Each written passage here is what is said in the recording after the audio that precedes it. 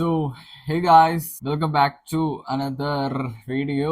Clickbait ഒന്നുമല്ല, എന്റെ 2 ദിവസത്തെ റവന്യൂ ആൻഡ് അതിന്റെ സോഴ്സ് തുടങ്ങിയ ഡീറ്റെയിൽസ് ആണ് ഞാൻ ഇന്ന് കാണിക്കാനായിട്ട് പോകുന്നത്. ആദ്യം എന്റെ 2 ദിവസത്തെ റവന്യൂ ഞാൻ കാണിക്കാം. ഞാനൊരു ഫ്രഷ് അക്കൗണ്ടിനകത്തോട്ട് ഞാൻ പേയ്മെന്റ് എല്ലാം മാറ്റുന്നുണ്ട്. കാരണം എവിടെ നിന്നൊക്കെയാണ് പേയ്മെന്റ് വരുന്നത് ഇപ്പോൾ ഡൗട്ട്. എനിക്ക് ആക്ച്വലി 3 ബാങ്ക് അക്കൗണ്ട് ഉണ്ട്. എല്ലാം അങ്ങ് നിറഞ്ഞു കിടക്കുമൊന്നുമല്ല, അങ്ങനൊന്നും ആരും വിചാരിക്കരുത്.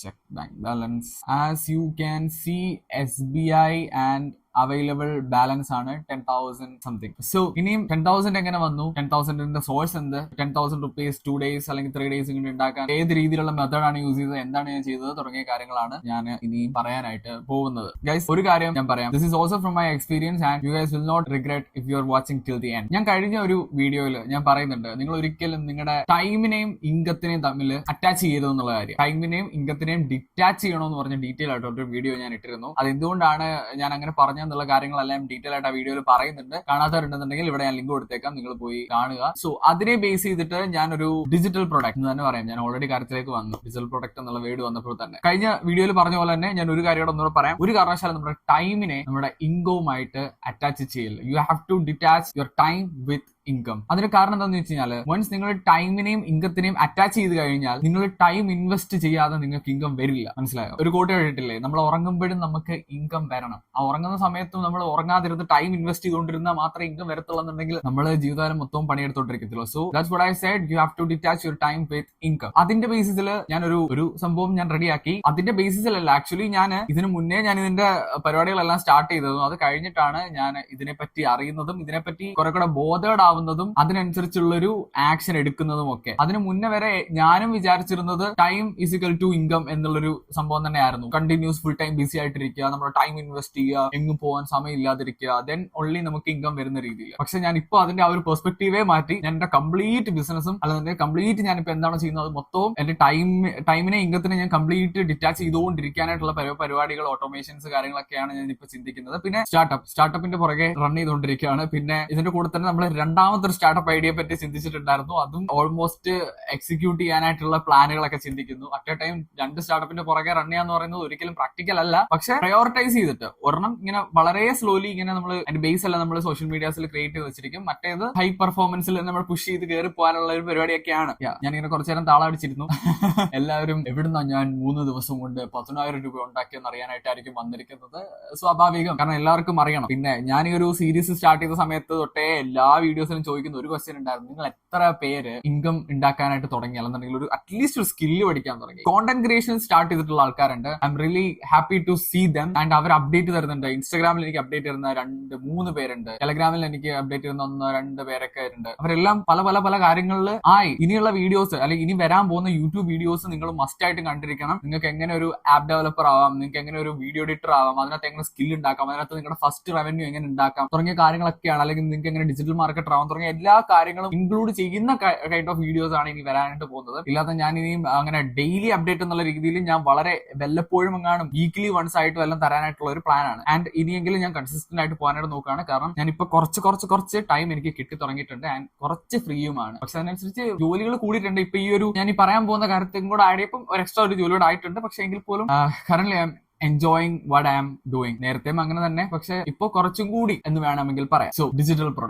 പ്രൊഡക്റ്റിനെ പറ്റിയിട്ടാണ് ഇനി നമ്മൾ സംസാരിക്കാനായിട്ട് പോകുന്നത്. ഡിജിറ്റൽ പ്രൊഡക്റ്റ് എന്ന് പറയുമ്പോൾ എന്താണ് ഡിജിറ്റൽ പ്രൊഡക്റ്റ്? ഒരു ഫിസിക്കൽ പ്രൊഡക്റ്റ് എന്ന് പറഞ്ഞാൽ, ഫോർ എക്സാമ്പിൾ ഇതൊരു ഫിസിക്കൽ പ്രൊഡക്റ്റ് ആണ്, ഇയർഫോൺസ്. സോ ഫിസിക്കൽ പ്രൊഡക്റ്റ് എന്ന് പറഞ്ഞാൽ നമ്മളിപ്പം ഈ ഒരെണ്ണം ഡിസൈൻ ചെയ്ത് ഉണ്ടാക്കി എന്ന് വിചാരിക്കാം. ഇതിപ്പം നമ്മൾ ഒരാൾക്ക് ഒരു 1,000 റുപ്പീസിന് സെല് ചെയ്തു. ഇത് ഒരു സ്റ്റോക്കേ ഉള്ളൂ. സെല് ചെയ്ത് കഴിഞ്ഞാൽ നമ്മുടെ ഇനി വേറെ അല്ലെങ്കിൽ ഇനി വിൽക്കാനായിട്ട് ഈ ഒരു ഇയർഫോൺ ഇല്ല. സോ നമുക്ക് ഈ ഒരു ഫിസിക്കൽ പ്രൊഡക്റ്റിന്റെ മൾട്ടിപ്പിൾ പീസസ് പ്രൊഡക്ഷൻ ചെയ്തുകൊണ്ടേയിരിക്കണം. ആൾക്കാർ വാങ്ങിക്കുന്നതിനനുസരിച്ച് നമ്മൾ പ്രൊഡക്ഷൻ ചെയ്തുകൊണ്ടേയിരിക്കണം. സോ നമ്മുടെ ടൈം ഇവിടെ ഇൻവെസ്റ്റ് ചെയ്തുകൊണ്ടേയിരിക്കണം. നമുക്കിപ്പോൾ ജോലിക്കാരൊക്കെ ഉണ്ടെന്ന് പറഞ്ഞാൽ നമ്മൾ സ്റ്റിൽ നമ്മൾ ടൈം ഇൻവെസ്റ്റ് ചെയ്യണം. നമ്മൾ ഇത് പ്രോപ്പറായിട്ട് പോകുന്നുണ്ടോ, ആൾക്കാരെ കംപ്ലൈൻസ് കേൾക്കണം, അത് കേൾക്കണം, ഇത് എല്ലാം കേൾക്കണം. പക്ഷെ ഫിസിക്കൽ അല്ലാതെ ഒരു ഡിജിറ്റൽ പ്രൊഡക്റ്റ്, വിച്ച് മീൻസ് നമുക്ക് തൊടാൻ കഴിയില്ല, എന്നാൽ നമുക്ക് വീണ്ടും പ്രൊഡക്ഷൻ ചെയ്യേണ്ടി വരത്തില്ല. ഒരു തവണ പ്രൊഡക്ഷൻ ചെയ്താൽ പിന്നീട് ഒരിക്കലും ലൈഫിൽ പ്രൊഡക്ഷനേ ചെയ്യേണ്ടി വരത്തില്ല. അതായത് പ്രൊഡക്ഷൻ കോസ്റ്റ് 0, അല്ലെന്നുണ്ടെങ്കിൽ ലൈഫ് ടൈം വെച്ച് നോക്കുമ്പോൾ 0, ഇനിഷ്യലി ചെറിയൊരു കോസ്റ്റ് മാത്രം വരുന്ന ഒരു ബിസിനസ് മോഡലാണ് ഡിജിറ്റൽ പ്രൊഡക്റ്റ് സെല്ലിംഗ് എന്ന് പറയുന്നത്. സോ ഇനി നമുക്ക് നേരെ ഡിജിറ്റൽ പ്രൊഡക്റ്റിലേക്ക് വരാം. ഡിജിറ്റൽ പ്രൊഡക്റ്റ് എന്ന് പറയുമ്പോൾ ഒരു ഇൻഫർമേഷൻ ഒരു ബണ്ടിലാക്കി അല്ലെന്നുണ്ടെങ്കിൽ ഒരു ഇൻഫർമേഷൻ അടങ്ങിയ ഒരു പാക്കേജ് ആൾക്കാർക്ക് സെല് ചെയ്യുന്നതിനെയാണ് ഡിജിറ്റൽ പ്രൊഡക്റ്റ് എന്ന് പറയുന്നത്. ഓക്കെ, ഒരു സിമ്പിൾ എക്സാമ്പിൾ പറയാം. നമ്മൾ ഇൻസ്റ്റാഗ്രാമിൽ ഒരു പോസ്റ്റ് അപ്ലോഡ് ചെയ്യാണെന്ന് വിചാരിച്ചു. നമ്മുടെ ഫോളോവേഴ്സിനും അല്ലെന്നുണ്ടെങ്കിൽ നമ്മളെ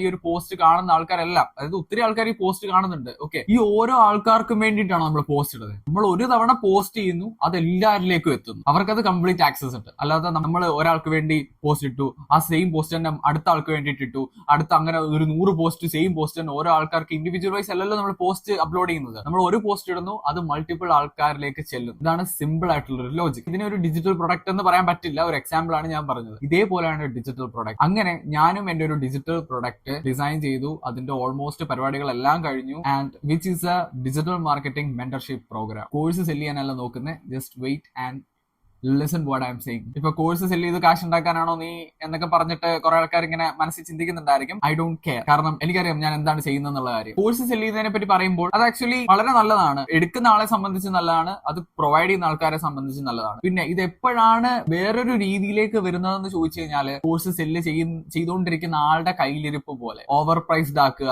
ആൾക്കാരെ പറ്റിച്ച് അതിനകത്തൊന്നും ഇല്ലാതാക്കുക, കണ്ടന്റുകൾ കുറയ്ക്കുക തുടങ്ങിയ കാര്യങ്ങളാണ് അതിനകത്ത് ആഡ് ചെയ്യുന്നത്. നിങ്ങൾ വീഡിയോ സ്കിപ്പ് ചെയ്തിട്ട് പോലെ ഞാൻ കംപ്ലീറ്റ് പറയുന്നത് കേട്ടിട്ട് മാത്രം പോകാനായിട്ട് നോക്കുക. That's my only request. എനിക്കൊരു സ്കിൽ അറിയാം, എനിക്കൊരു പർട്ടിക്കുലർ ഇൻഫർമേഷനെ പറ്റിയിട്ട് നല്ല ബോധ്യമുണ്ട്, അതിനെ ആൾക്കാരിലേക്ക് എത്തിക്കണം, അല്ലെന്നുണ്ടെങ്കിൽ അത് അറിയാനായിട്ട് ആഗ്രഹിക്കുന്ന ഓഡിയൻസ് ആൾക്കാർ നമ്മളുടെ ചുറ്റുപാടും ഉണ്ടെന്നുണ്ടെങ്കിൽ ആ ഇൻഫർമേഷനെ ഡിജിറ്റൽ പ്രൊഡക്റ്റ് ആക്കി നിങ്ങൾക്കത് ആൾക്കാരിലേക്ക് സെല് ചെയ്യാവുന്നതാണ്. നിങ്ങൾ വൺസ് അതിനെ ഡിജിറ്റൽ പ്രൊഡക്റ്റ് ആക്കി വെച്ച് കഴിഞ്ഞാൽ നിങ്ങൾക്ക് പിന്നീട് അത് വീണ്ടും വീണ്ടും വീണ്ടും ഉണ്ടാക്കേണ്ട കാര്യമില്ല. നിങ്ങൾക്ക് അത് ജസ്റ്റ് സെല് ചെയ്തുകൊണ്ട് മാത്രം ഇരുന്നാൽ മതി. അതായത് ഒരിക്കലും സ്റ്റോക്ക് ഔട്ട് ആവത്തില്ലെന്ന് സാരം. സോ അങ്ങനെ നോക്കുകയാണെന്നുണ്ടെങ്കിൽ ഞാൻ ചെയ്തേക്കുന്നത് ഒരു ഡിജിറ്റൽ മാർക്കറ്റിംഗ് മെന്റർഷിപ്പ് പ്രോഗ്രാം ആണ്. അതും വെറും 14 ദിവസത്തെ ഡിജിറ്റൽ മാർക്കറ്റിംഗ് പഠിക്കാൻ പറ്റുന്ന ഒരു മെന്റർഷിപ്പ് പ്രോഗ്രാം. ഞാൻ ഈ ഒരു കോഴ്സ് അല്ലെന്നുണ്ടെങ്കിൽ ഈ ഒരു ഡിജിറ്റൽ പ്രൊഡക്റ്റ് ഞാൻ ഡിസൈൻ ചെയ്യുന്നതിന് മുന്നേ ഒരുപാട് ചിന്തിച്ചു, ഒരുപാട് റിസർച്ച് ചെയ്തിട്ടാണ് ഞാൻ ഇത് തുടങ്ങുന്നത്. കാരണം എന്താണെന്ന് വെച്ച് കഴിഞ്ഞാൽ കേരളത്തിൽ ഒരുപാട് ഡിജിറ്റൽ മാർക്കറ്റിംഗ് കോഴ്സസ് പ്രൊവൈഡ് ചെയ്യുന്ന ആൾക്കാരുണ്ട്. ഞാൻ ഇവര് പല കമ്പനീസിൽ അല്ലെങ്കിൽ പല അക്കാഡമീസിനെ ഞാൻ അവിടോട്ട് വിളിച്ച്, എന്റെ ടീമും ഞങ്ങൾ എല്ലാവരോടും ഇരുന്ന് വിളിച്ച് എന്റെ ഡേറ്റാസ് എല്ലാം കളക്ട് ചെയ്ത് അഫോർഡബിൾ ആയിട്ട് ഇവർ എന്തൊക്കെ കൊടുക്കുന്നുണ്ട്, അല്ലെന്നുണ്ടെങ്കിൽ ഇവരുടെ റേറ്റ് എന്തുകൊണ്ട് ഇവർ ഇത്രയും കൂട്ടുന്നു, ഇവിടുത്തെ കോമ്പറ്റീഷൻ എന്താണെന്ന് എല്ലാം മനസ്സിലാക്കിയതിനു ശേഷം മാത്രമാണ് ഞാൻ ഈ ഒരു പ്രൊഡക്റ്റ് ഇൻട്രൊഡ്യൂസ് ചെയ്യുന്നത്. ഈ പ്രൊഡക്റ്റിനെ പറ്റിയിട്ടുള്ള ഡീറ്റെയിൽ ആയിട്ടുള്ള കാര്യങ്ങളെല്ലാം ഞാൻ വേറൊരു വീഡിയോയിൽ പറയാം. ഞാൻ ചെയ്ത കാര്യങ്ങൾ ഇത്രയാണ്. കേരളത്തിലുള്ള ഒരുപാട് അക്കാഡമീസിനെ ഞാൻ കോൺടാക്ട് ചെയ്തു. അതിനുശേഷം ഇവരെന്താണ് ഈ ഒരു ഡിജിറ്റൽ മാർക്കറ്റിംഗ് കോഴ്സിൽ പ്രൊവൈഡ് ചെയ്യുന്നതെന്ന് ഞാൻ നോക്കി. ഇവര് ആവശ്യമില്ലാത്ത ഒരുപാട് കാര്യങ്ങൾ പ്രൊവൈഡ് ചെയ്യുന്നുണ്ട്, ആവശ്യമുള്ളത് ഒന്നും പ്രൊവൈഡ് ചെയ്യുന്നില്ല എന്ന് കൃത്യമായി മനസ്സിലായി. ഡിജിറ്റൽ മാർക്കറ്റിംഗ് പഠിപ്പിക്കേണ്ടിടത്ത് ഓഫ്ലൈൻ മാർക്കറ്റിംഗ് ഒക്കെ പഠിപ്പിക്കുന്ന പല ഇൻസ്റ്റിറ്റ്യൂട്ടുകൾ, അല്ലെന്നുണ്ടെങ്കിൽ പണ്ട് കാലത്ത് നമ്മൾ യൂസ് ചെയ്തുകൊണ്ടിരുന്ന മാർക്കറ്റിംഗ് രീതികളൊക്കെയാണ് ഇപ്പൊ കുത്തിപ്പൊക്കി പിള്ളേരെ പഠിപ്പിച്ച് വിടുന്നത്. പിന്നെ വേറൊരു കാര്യമുണ്ട്, പ്ലേസ്മെന്റ് കൊടുക്കുന്ന ആൾക്കാരുണ്ട്.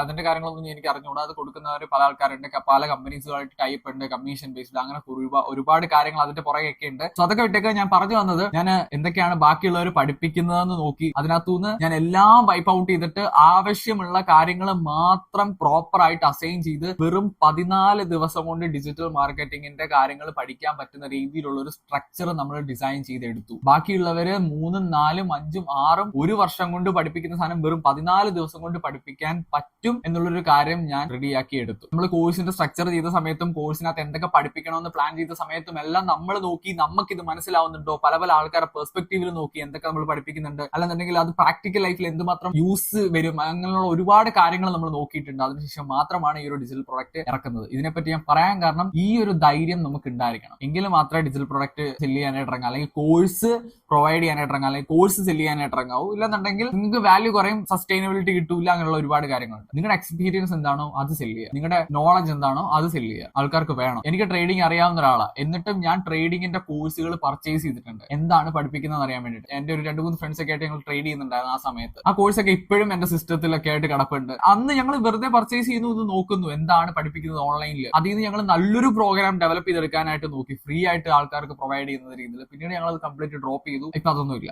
ഇപ്പൊ അതെല്ലാം വിട്ട് വേറെ കുറെ ബിസിനസ്സുകളിലും എല്ലാവരും അങ്ങോട്ടും ഇങ്ങോട്ടും എല്ലാം തിരക്കൊക്കെയാണ്. സോ അങ്ങനെയാണ് പറയാനായിട്ടുള്ളത്. പിന്നെ ഇതിനകത്ത് ഇൻവെസ്റ്റ്മെന്റ് ഉണ്ടോ എന്ന് ചോദിച്ചു കഴിഞ്ഞാൽ ഇൻവെസ്റ്റ്മെന്റ് ഉണ്ടെന്ന് തന്നെ പറയാം. പിന്നെ ക്ലാസ്സസ് റെക്കോർഡ് ചെയ്യണമായിരുന്നു, റെക്കോർഡഡ് സെഷൻസ് ആണ്. ഓവർ വ്യൂ ഒക്കെ കാണണമെന്നുണ്ടെങ്കിൽ ഞാൻ ലിങ്ക് താഴെ കൊടുത്തേക്കാം, ജസ്റ്റ് ക്ലിക്ക് ചെയ്ത് നോക്കിക്കോ. പർച്ചേസ് ചെയ്യാനൊന്നും ഞാൻ പറയുന്നില്ല. എനിക്ക് അങ്ങനെ ഈ ഒരു കൈൻഡ് ഓഫ് വീഡിയോ എന്ന് ആരും പർച്ചേസ് ചെയ്യണമെന്ന് എനിക്ക് താല്പര്യമില്ല, കാരണം താല്പര്യമില്ല അത് തന്നെ. സോ നമ്മൾ പറഞ്ഞു വന്നത് ഇൻവെസ്റ്റ്മെന്റ് ഉണ്ടോ എന്നുള്ള കാര്യത്തിനെ പറ്റിയിട്ടാണ്. ഇൻവെസ്റ്റ്മെന്റ് ഉണ്ടോ എന്ന് ചോദിച്ചാൽ ചോദിച്ചു കഴിഞ്ഞാൽ ഇൻവെസ്റ്റ്മെന്റ് ഉണ്ട്. ഇപ്പൊ ഞാൻ പറഞ്ഞ പോലെ തന്നെ വീഡിയോ ഷൂട്ട് ചെയ്യുക. നിങ്ങളുടെ കയ്യിൽ ക്യാമറ, മൈക്ക് കാര്യങ്ങളൊക്കെ ഉണ്ടെന്നുണ്ടെങ്കിൽ കുഴപ്പമില്ല, മൊബൈലിൽ തന്നെ ഷൂട്ട് ചെയ്യാവുന്ന കാര്യങ്ങളൊക്കെ തന്നെ ഉള്ളൂ. പക്ഷെ കൊടുക്കുന്ന വാല്യൂല് മാത്രം ഫോക്കസ് ചെയ്യുക. കോണ്ടന്റ് ക്രിയേഷൻ ചെയ്യുന്ന ആൾക്കാരോട് ഞാൻ പറയുന്ന കാര്യം, നിങ്ങൾ കോണ്ടന്റിന്റെ ക്വാളിറ്റിയിൽ ഫോക്കസ് ചെയ്യുക. അല്ലാതെ വീഡിയോ ക്വാളിറ്റിയിലും മൈക്ക് ക്വാളിറ്റിയിലും ഒന്നും കൂട്ടിയിട്ട് നിങ്ങൾ ബബ്ബയാണ് അടിക്കുന്നതെന്നുണ്ടെങ്കിൽ ആരെങ്കിലും കാണുമോ കോണ്ടന്റ്? ഇല്ല. സോ കോണ്ടന്റ് ക്വാളിറ്റി ഇംപ്രൂവ് ചെയ്യുക. ഇതിനകത്ത് നമ്മൾ കോണ്ടന്റ് ക്വാളിറ്റിയാണ് നമ്മൾ മെയിൻ ആയിട്ട് ഫോക്കസ് ചെയ്തിട്ടുള്ളത്. എന്താണ് പറയേണ്ട കാര്യങ്ങൾ, എന്താണ് പഠിപ്പിക്കേണ്ട കാര്യങ്ങൾ നമ്മൾ ഉറപ്പിച്ച് തീരുമാനിച്ച് ആവശ്യമുള്ളത് മാത്രം റെഡി ആക്കിയിട്ടാണ് അത് ചെയ്തേക്കുന്നത്. ഇപ്പം ഇൻവെസ്റ്റ്മെന്റ് കാര്യം തന്നെ വീണ്ടും ഡൈവേർട്ട് ചെയ്തങ്ങ് പോവുക അങ്ങോട്ടൊക്കെ. ഇൻവെസ്റ്റ്മെന്റ് കാര്യം അതാണ് മെയിൻ ആയിട്ട് വരുന്നത്. പിന്നെ എന്ന് പറയുമ്പോൾ നമ്മളിപ്പം ഒരു വെബ്സൈറ്റിലാണ് റൺ ചെയ്യുന്നത്. സോ വെബ്സൈറ്റ് ഒക്കെ നമുക്ക് ഓൾറെഡി ഉള്ള വെബ്സൈറ്റ് തന്നെയാണ് ഇത്. നിങ്ങൾക്ക് വെബ്സൈറ്റ് ഒക്കെ ഡെവലപ്പ് ചെയ്തെടുക്കണമെന്നുണ്ടെങ്കിൽ നിങ്ങൾക്ക് വെബ്സൈറ്റ് ഡെവലപ്മെന്റിന്റെ കോസ്റ്റ് വരാൻ സാധ്യതയുണ്ട്. ഇല്ലാന്നുണ്ടെങ്കിൽ നിങ്ങൾക്ക് ഇപ്പൊ തേർഡ് പാർട്ടി ആയിട്ടുള്ള ഒരുപാട് സൈറ്റുകൾ അവൈലബിൾ ആണ്. നിങ്ങൾക്ക് ഫ്രീ ആയിട്ടൊക്കെ നിങ്ങളുടെ പ്രോഗ്രാംസ് പുട്ട് ചെയ്ത് നിങ്ങൾക്ക് ചെയ്യാവുന്ന കുറെ തേർഡ് പാർട്ടി അവൈലബിൾ ആണ്. ഐ മീൻ വെബ്സൈറ്റ്സ് അവൈലബിൾ ആണ്. പിന്നെ എനിക്ക് വന്നേക്കുന്ന ഒരു കോസ്റ്റ് എന്ന് പറയുന്നത് ആഡ് സ്പെൻഡിങ്. അതായത് ആഡ്സ് റൺ ചെയ്യാനായിട്ട് നമ്മുടെ ഈ ഒരു പ്രോഗ്രാമിന്റെ ആഡ്സ് സോഷ്യൽ മീഡിയാസിൽ നമ്മൾ റൺ ചെയ്തിട്ടുണ്ടായിരുന്നു. ഏകദേശം till now I think 5,000 rupees അടുത്ത് 4,800 സംതിങ് എന്തോ ആണ് നമ്മൾ റൺ ചെയ്തിട്ടുണ്ടായിരുന്നത്. ആ റൺ ചെയ്തതിനകത്തുനിന്നാണ് നമുക്ക് ഇപ്പൊ ഏകദേശം ഒരു 10,000 പ്രോഫിറ്റ് വന്നിരിക്കുന്നത്. അപ്പം ഇൻവെസ്റ്റ്മെന്റിന്റെ കാര്യം പറയാനാണെന്നുണ്ടെങ്കിൽ അതാണ് മെയിൻ ആയിട്ട് വരുന്നത്. നിങ്ങൾ മാർക്കറ്റ് ചെയ്യാൻ അത്യാവശ്യം പൈസ മുടക്കേണ്ടി വരും. എങ്ങനെ പോയാലും നിങ്ങളിപ്പോ ആ ഒരു നിങ്ങളുടെ ഡിജിറ്റൽ പ്രോഡക്റ്റ് സെല് ചെയ്യാൻ ഉദ്ദേശിക്കുന്ന പ്ലാറ്റ്ഫോം ഒഴിച്ച് നിങ്ങൾ മാർക്കറ്റിംഗിന് വേണ്ടി നോക്കുകയാണെന്നുണ്ടെങ്കിൽ ഒരു 5,000 റുപ്പീസിനൊക്കെ പ്രോപ്പർ മാർക്കറ്റിംഗ് ആണെന്നുണ്ടെങ്കിൽ നിങ്ങൾ ഇടുന്ന എമൗണ്ട്, അതായത് ആഡ് സ്പെൻഡിന് ഇടുന്ന എമൗണ്ട് നിങ്ങൾക്ക് ഫസ്റ്റ് ആ ഒരു ക്യാമ്പയിൻ കഴിയുമ്പോഴത്തേക്കും നിങ്ങൾക്ക് റിട്ടേൺ പിടിക്കും. അത് നിങ്ങളുടെ കുറച്ച് കഴിവ് പോലെ ഇരിക്കും. അത് കുറച്ച് എക്സ്പീരിയൻസ് കിട്ടി കഴിയുമ്പോൾ നിങ്ങൾക്ക് മനസ്സിലാവും. സോ അത്രയും കാര്യങ്ങളൊക്കെയാണ് പറയാനുള്ളത്. ഇനി കൂടുതൽ ഞാൻ താളടിക്കുന്നില്ല. എന്തായാലും എന്റെ അപ്ഡേറ്റ് ഒരു 10,000 റുപ്പീസ് ആഡ് ചെയ്തു. ഞാൻ നെക്സ്റ്റ് വീക്കിൽ അറിയിക്കാം. നെക്സ്റ്റ് ആഡ് നാളെ തൊട്ട് പോകുന്നുണ്ട്. പിന്നെ പ്രോഗ്രാം സ്റ്റാർട്ട് ചെയ്യുന്നത് January 20th admissions almost we are about to close it. നമ്മളൊരു ലിമിറ്റ് വെച്ചിട്ടുണ്ട്, ഇത്ര പേര് മതി എന്ന്. നമ്മൾ കുറെ കാര്യങ്ങൾ പ്രൊവൈഡ് ചെയ്യുന്നുണ്ട്. ഇപ്പം ഫോർ എക്സാമ്പിൾ പറഞ്ഞാൽ പഠിക്കുന്ന സ്റ്റുഡൻസിന് ഫസ്റ്റ് ക്ലയന്റിനെ ഓൺബോർഡ് ചെയ്ത് കൊടുക്കുക. ഐ മീൻ ക്ലയന്റ് അക്വിസിഷൻ കുറെ കാര്യങ്ങളൊക്കെ ഉണ്ട്. സോ നെക്സ്റ്റ് വീഡിയോയിൽ ഞാൻ ഡീറ്റെയിൽ ആയിട്ട് പറയാം ഡിജിറ്റൽ മാർക്കറ്റിംഗിനെ പറ്റി. So piece.